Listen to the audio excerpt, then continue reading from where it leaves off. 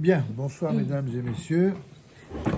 Nous poursuivons notre étude sur les dynimes de Shabbat, toujours dans cet ouvrage Les fondements du Shabbat du Rav Luria. Et nous sommes à la page 401, au quatrième moment, esquisser avec ses doigts. De quoi s'agit-il? Il est permis de dessiner avec ses doigts et même d'esquisser des formes de lettres dans l'air, mais également sur une feuille ou sur une table quart. Qu'est-ce qu'ils appellent une table quart? Je ne sais pas moi-même. À l'inverse des jus de fruits, ceci ne laisse aucune trace et aucune marque. Cet acte ne s'assimile donc aucunement à une écriture. Bon, quand il s'agit de former, de mimer une écriture dans l'air, tout le monde s'en serait douté en fin de compte. De plus, il n'est pas à craindre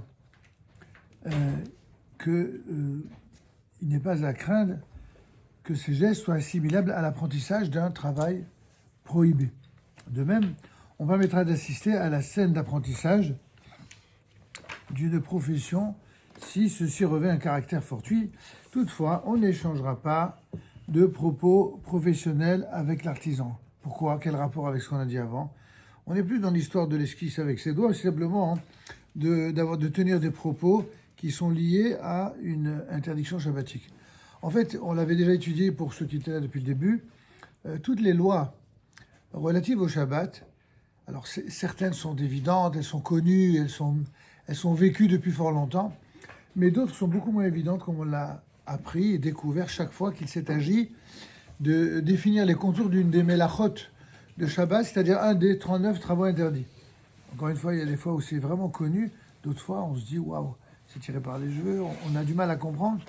En vérité, il y a une logique, il y a toujours une logique, mais cette logique, pour la comprendre, il faut avoir étudié notamment les sugyot du Talmud, c'est-à-dire toutes les discussions dans les lois shabbatiques du Talmud, notamment le fameux traité Shabbat, et à l'intérieur de ce traité Shabbat, notamment le 7e chapitre, Klal Gadol, et notamment à l'intérieur de ce Klal Gadol, eh bien, les fameuses 39 melachot, les 39 travaux interdits, dont je rappelle, pour ceux qui n'étaient pas là au cours précédent, que les 39 travaux interdits sont en vérité 39 familles de travaux interdits.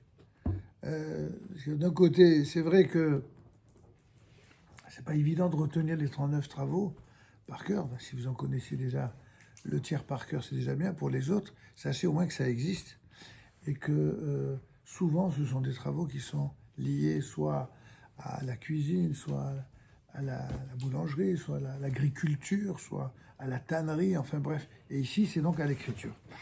Et, par exemple, on nous dit ici qu'il est permis d'observer un cordonnier lorsqu'il exerce sa profession, si cette scène se présente à soi fortuitement, mais on ne se dirigera pas volontairement vers une cordonnerie, car nos pas ne doivent pas être dirigés vers des occupations professionnelles de Shabbat. Donc on est vraiment plus du tout dans l'écriture. Alors pourquoi il en parle ici? Je vais vous dire le point commun. C'est que lorsqu'il a parlé d'esquisser avec ses doigts, ça veut dire faire semblant d'écrire avec ses doigts. Donc a priori, on ne voit pas quel mal il y a. Il n'y a pas de mal, en effet, il le confirme. Sauf que, de la même manière qu'on va dire qu'il n'y a aucun mal à faire semblant de faire des chiffres avec le doigt dans l'air, de la même manière, on va dire, si on ne travaille pas vraiment pendant Shabbat, quel mal il y a, hein, par exemple, de parler business? Quel mal il y a de parler voyage? Quel mal il y a? Et là, on vous dit non. On n'a pas le droit, hein, pendant Shabbat, de tenir des propos qui sont étrangers au caractère sacré du Shabbat. Alors je comprends que cela puisse surprendre beaucoup parmi vous, parce que c'est pas quelque chose que vous avez forcément expérimenté. Vous êtes tous allés dans vos synagogues, entourés de bons petits feuilles sympathiques, qui, pendant Shabbat, ne se contentent pas de lire dans leur sagement et doctement dans leur livre de prière. Ça arrive, pas beaucoup évidemment, mais ça arrive parfois peut-être qu'ils regardent ailleurs que dans leur bouquin. Il arrive même parfois, quand vraiment vous n'avez pas de chance, que le gars parle avec son voisin, et si carrément vous êtes vraiment pas chanceux, vous vous surprenez dans la conversation que le gars est en train de parler d'une d'un client qui l'a planté ou d'un associé. Tout ça, je le dis avec le sourire, mais vous avez bien compris, c'est pas sérieux. Le Shabbat, c'est ni le moment, et encore moins lorsqu'il s'agit du Shabbat, c'est pas le lieu pour cela. De toute façon, c'est pas le moment, même si c'est pas la synagogue. Mais à fortiori à la synagogue. À la synagogue, vous connaissez cette histoire qu'on raconte à New York, à l'époque où il y a le président Obama était président américain et il voulait tester ses chances de pouvoir se représenter ou pas aux élections. Et donc son conseiller, qui est un juif, il lui dit, écoute, si tu veux savoir ce que pense de toi le vote juif, c'est très simple. Tu te déguises, tu rentres dans une synagogue, tu peux être certain que tu seras au courant. Là-bas, tu seras au courant de tout ce qui se passe. Alors qu'est-ce qu'il fait? Il ne se laisse pas impressionner. Il prend le meilleur maquilleur de la Maison Blanche. Passer du noir au blanc, c'est pas évident, mais bon. Et apparemment, il trouve. Et il arrive comme ça. Et il se met au coin comme ça. Et il dit alors, lorsqu'il avait dit, tu veux savoir dire, tu commences toujours par dire Shabbat Shalom, et ensuite, alors, c'est quoi les nouvelles? Et le gars, c'est ce qu'il fait. Le fameux Obama bien déguisé qui rentre et il dit Shabbat Shalom. Oh, Shabbat Shalom. Il dit, quelles sont les nouvelles? Paraît-il que ce matin, il y a Obama qui va se déguiser et qui va venir nous espionner. D'accord? Bon, là, c'est une histoire sympathique, mais enfin, elle en dit long sur le sérieux des conversations de certains à la synagogue. Vous voyez, c'est comme quoi c'est pas une digression purement parisienne, mais ça existe partout. Alors pour autant, espérons que ce n'est qu'une histoire drôle et que la réalité est quand même moins cocasse que celle-ci. Toujours est-il que le Shabbat, évidemment, c'est le moment privilégié pour prier, pour manger, pour étudier, pour se reposer, pour beaucoup de choses. En vérité, croyez-moi, le Shabbat, c'est pas du tout de tout repos. Quand on dit on se repose essentiellement des soucis matériels. On se repose de l'activité matérielle. Mais quelqu'un qui vit intensément son Shabbat, mais c'est le jour le plus crevant de la semaine. Vous croyez que moi, grâce à Dieu, je travaille en moyenne 18 heures par jour, minimum. Et c'est pas une exagération. Mais le Shabbat, c'est pas 18 heures. Le Shabbat, c'est carrément 20 heures. Parce que quand je dis travail entre guillemets, c'est pas un travail au sens habituel, mais ça veut dire entre ce que je fais à la synagogue, ce que je fais en dehors de la synagogue, à la maison, et en essayant d'avoir un temps que je consacre à chacun. Un temps à sa famille, un temps à ses amis, un temps à ses fidèles, un temps... Finalement, qu'est-ce qui reste? 4 heures pour dormir, parce qu'il faut aussi étudier un peu la Torah, le Shabbat. Ouais. Même quand on est rabbin, on étudie. Donc, il ne reste plus grand-chose. Donc, c'est vraiment le jour le plus crevant. Et en même temps, ce jour le plus crevant, c'est le jour qui vous donne la pêche le plus que tous les autres. C'est vrai qu'on est physiquement, on est lessive. Je peux vous dire, le samedi soir, quand j'entends à la maison, waouh. Mais n'empêche, ça vous donne une pêche. Ça vous permet de tenir. Et des fois de vous retenir. D'accord? En tout cas, c'est pour ça que le Shabbat, il faut le vivre intensément. Et les règles du Shabbat, aussi des fois compliquées ou inhabituelles soient-elles, elles sont là pour créer un conditionnement. C'est quoi ce conditionnement? C'est faire de ce jour-là le jour le plus sacré de la semaine, afin qu'il constitue une source de lumière, mais aussi de bénédiction pour toute la semaine. Et au point que le Shabbat, c'est le jour central de la semaine. Vous savez que dans la tradition juive, chaque Shabbat qui vient est lié aux 3 jours qui l'ont précédé. Et les 3 jours qui suivent sont liés au Shabbat qui a précédé. Donc je répète, c'est soit le Shabbat qui suit, soit le Shabbat qui précède. Du Shabbat au mardi soir, tout ce qu'on fait entre Shabbat et mardi soir, c'est lié au Shabbat d'avant, sur le plan des halachot. Et à l'inverse, du mardi soir jusqu'au Shabbat qui suit, c'est donc lié au Shabbat qui suit. Et ça a des conséquences sur le plan des dinim, des halachot. Par exemple, si quelqu'un, pour X raison, n'a pas pu faire la Havdalah samedi soir, eh ben, il peut faire jusqu'au mardi soir. C'est pas top d'attendre jusqu'au mardi. Mais s'il n'y a vraiment pas eu le choix, c'est faisable. À l'inverse, pour les achats que vous allez faire en termes de préparatifs du Shabbat, que ce soit les courses, que ce soit aller chez le coiffeur, que ce soit, parce que je sais, moi, le pressing, n'importe quoi, tout, c'est bien de le faire l'Ichbot Shabbat, en l'honneur du Shabbat, donc à partir du mardi soir. idéalement, il ne faut pas attendre la dernière seconde, parce que là, évidemment, vous risqueriez d'être en porte-à-faux avec le premier chapitre du Shulchan Aruch dans Shabbat, à savoir Achana Shabbat. Comment se préparer au Shabbat. Se préparer à un événement, c'est toujours le moment le plus précieux. D'ailleurs, c'est ce que je dis aux nouveaux mariés. Le plus important du mariage, c'est le temps qu'on a consacré à la préparation. Ça évite de faire tomber les bouteilles sur les tables. Et puis ça évite surtout d'avoir on va dire des lendemains qui déchantent. J'ai pas dit que ça évite d'avoir des surprises. De toute façon, on a toujours des surprises après le mariage. Je vous rassure, ça fait partie du planning. Mais les surprises, elles peuvent être bonnes. Il faut pas oublier qu'elles soient mauvaises. Et plus on se prépare sérieusement avant, plus c'est vrai pour tout, y compris pour le Shabbat. Quand on se prépare à bien préparer son Shabbat, alors on passera à avoir un Shabbat vraiment comme il faut.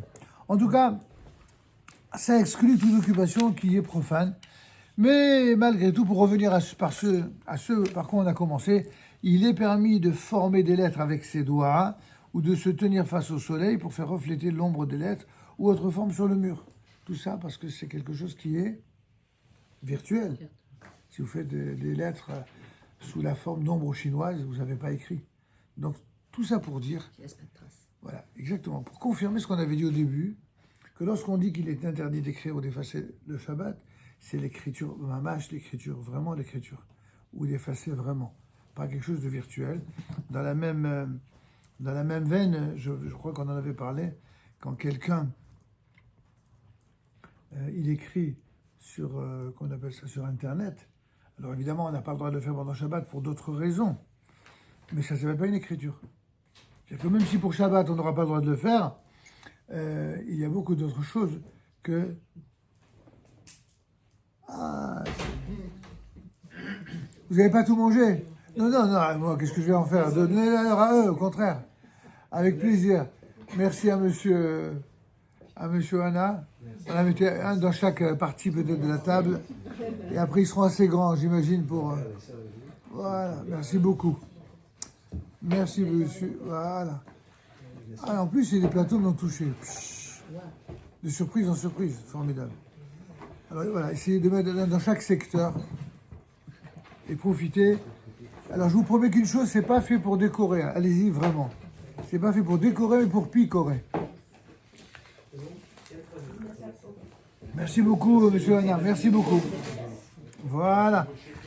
En vérité, c'est juste pour vous donner l'occasion de faire une bracha, c'est tout. Hein. C'est qu'une autre raison. Vous avez mis une note. Et si quelqu'un a soif, vous avez les boissons chaudes là-bas, ou alors dans le frigidaire au fond, vous pouvez vous servir également. Bien, moi je continue mon cours pendant que vous ornez la table. Puisqu'on parle d'orner la table, on va parler à présent d'un gâteau orné d'une inscription. Oui, vous avez une question? Quel lien entre l'écriture et la cordonnerie? C'est-à-dire? Quel lien dans ce paragraphe entre... Aucun lien, j'ai dit le lien avant. Le lien, c'est le fait de parler. De parler de quelque chose qui est lié à une activité profane. Alors, comme on a dit que faire semblant d'écrire, mais pas écrire vraiment, c'est ça le lien. Il est assez éloigné, je vous l'accorde, mais bon, je suis la logique de l'auteur. Pour vous dire qu'il y a même un cas comme celui-ci, où je me demande pourquoi il a fait un paragraphe là-dessus. En vérité, il explique pourquoi, lui-même. Il vous dit que, étant donné que lorsqu'on fait semblant de faire des lettres, ça ne s'appelle pas de l'écriture vraiment. Alors on pourrait penser aussi que si je fais semblant de parler business, mais que je ne fais pas du vrai business, que ça ne se solde pas par un chèque ou par une transaction écrite, je pourrais croire que c'est permis. Réponse non. Et ça, il apprend pour l'histoire du cordonnier. Aller chez le cordonnier et commencer à laisser guider ses pas pour aller dans un... Ou alors je vais vous donner un autre exemple qui n'est pas mentionné ici. Vous êtes en train de marcher de la maison à la synagogue.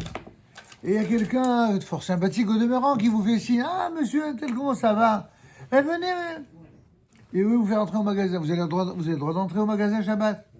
Pourquoi? Vous achetez pas. Vous n'avez même pas d'argent sur vous. Non seulement c'est pas l'esprit du Shabbat, c'est vrai, mais il y a au moins deux autres problèmes. Le problème, c'est, comme a dit monsieur, c'est le mal d'Aïn. Quelqu'un de bonne foi, il va dire, tiens, c'est incroyable celui-là, je croyais qu'il était religieux, et il rentre...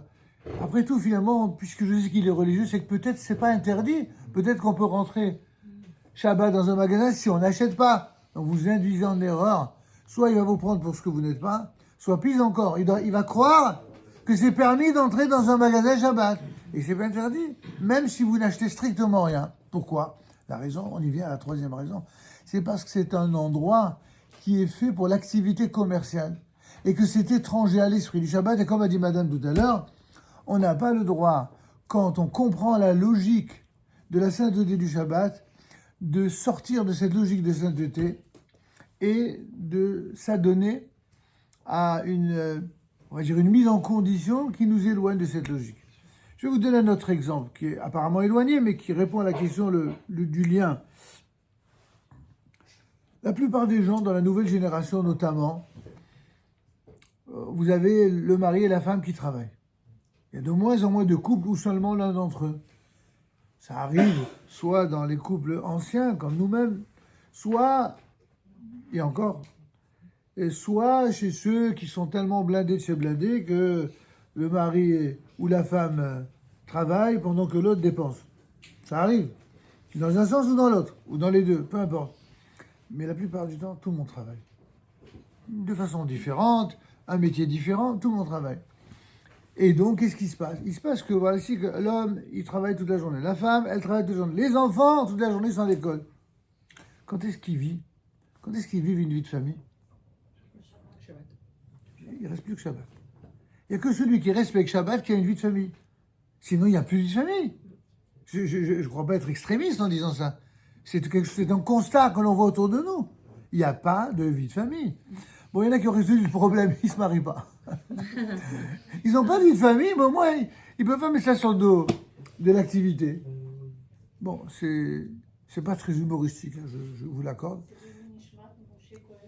Ah, peu importe.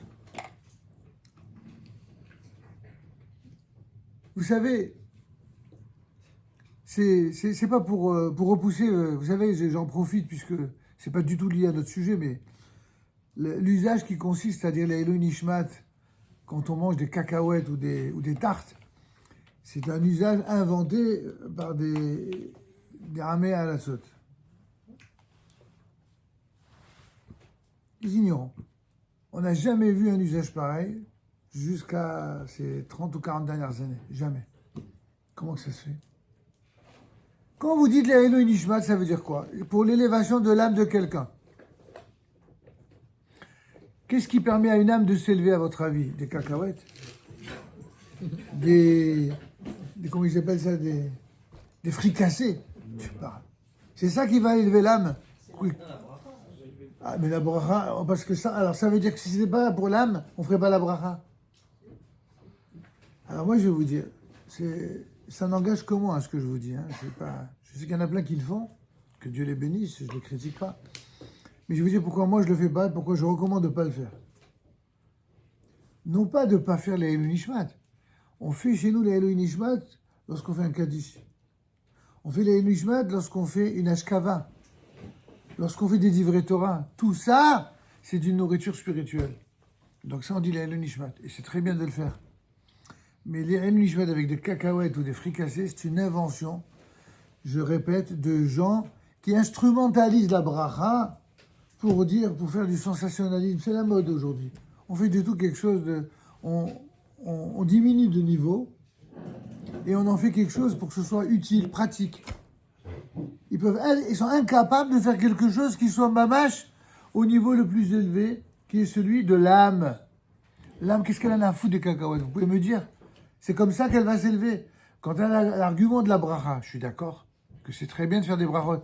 Mais dites-moi, vous avez le droit de manger sans bracha? Quel rapport avec la Nishmat? Vous savez pourquoi on fait la bracha avant de manger? Pourquoi on fait la bracha avant de manger? Même pas. On remerciera après. Quand on fait la bracha harona, à la miryav, à la kalkala, etc. Avant, c'est pas pour le remercier du tout.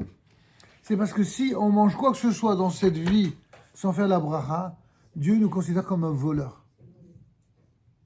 Il y a marqué, la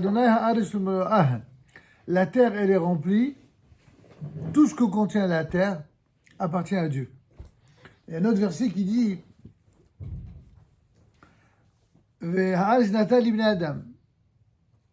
la terre, Dieu, il l'a placée entre les mains de l'homme. Alors dit le Talmud, mais enfin, mets-toi d'accord. Et la terre, la terre et tout ce qu'elle contient, elle appartient à Dieu. Et après, tu dis qu'elle l'a placée entre les mains de l'homme. Donc finalement, c'est à Dieu ou c'est à l'homme?